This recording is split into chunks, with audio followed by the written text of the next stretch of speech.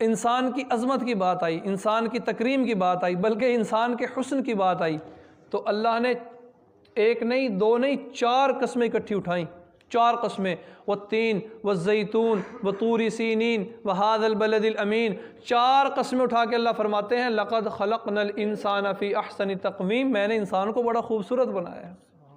4 قسمیں اٹھا کے فرمایا۔ یہاں ایک بات عرض کرتا چلوں جو میرے عنوان کا حصہ تو نہیں ہے لیکن ضمناً آ گئی۔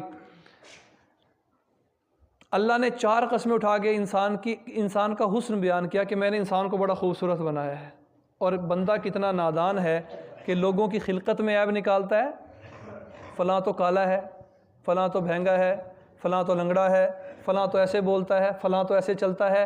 جس بات کو اللہ 4 قسمیں اٹھا کے بیان فرما رہے ہیں کہ میں نے اسے خوبصورت بنایا، یہ اس میں عیب نکال رہا ہے، یہ اس کو عیب زدہ سمجھتا ہے۔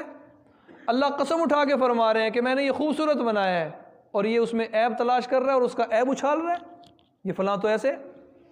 اور پھر اللہ نے انسان کہا، مسلمان نہیں کہا، یہودی نہیں کہا، عیسائی نہیں کہا، جینی نہیں کہا، سکھ نہیں کہا، ہندو نہیں کہا، اللہ نے انسان کہا۔ ہر انسان کو اللہ نے خوبصورت بنایا۔ پھر اللہ نے کوئی ذات پات کی قید نہیں رکھی، نہ چودھری کہا، نہ ملک کہا، نہ رانا کہا، نہ شیخ کہا، اللہ نے انسان کہا۔ ہر انسان کو اللہ نے خوبصورت بنایا ہے۔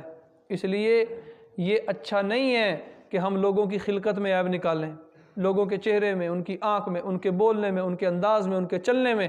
یہ اللہ کی بنائی ہوئی مخلوق ہے، اور اللہ نے قسمیں اٹھا کے فرمایا کہ یہ خوبصورت ہے۔ اگر کوئی عیب نکالتا ہے تو وہ اللہ کی 4 قسموں کو چیلنج کرتا ہے۔ کتنا بڑا گناہ ہے، کتنی بڑی جسارت ہے، کتنی بڑی گستاخی ہے۔ مت دیکھ کسی کو حقارت کی نظر سے، مت دیکھ کسی کو حقارت کی نظر سے، ہر ایک چہرہ کسی نہ کسی کا محبوب ہوتا ہے، اور ہر ایک چہرہ کسی نہ کسی کا محبوب ہوتا ہے۔ شاعر نے تو یہی کہا تھا، لیکن جو اللہ 4 قسمیں اٹھا کے فرما رہے ہیں اس کا مطلب یہ ہے کہ ہر چہرہ اللہ کا محبوب ہے، اللہ کی مخلوق ہے۔